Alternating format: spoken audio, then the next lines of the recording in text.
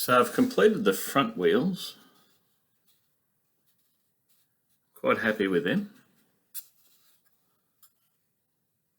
And it sits quite nicely too. Once I glued that second wheel on,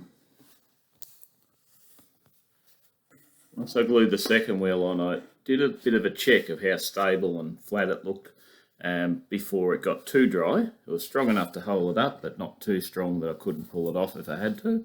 But it's sitting pretty flat. The next stage is to make the rear wheel.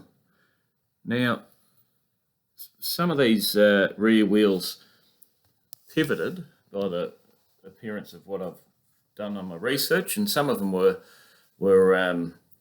just continually running in the one direction. This one is designed to look like it would pivot, but I'm just simply going to glue it onto the back. So I'll have to kind of show you how it would sit, and it's pretty far on the back there where it would sit too, so something like that. Now I'm going to be able to do a little bit of work with the scissors on this one, but most of that's going to have to get done with the sandpaper.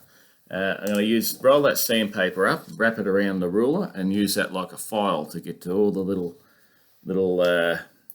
corners and whatnot. And I'm not quite sure. I'd rather not have any pencil on there. I'd rather leave the plane just to be bare timber if possible. But we'll see how that goes. But lots of very, very careful cutting on this piece, and a fair bit of sanding to get that result.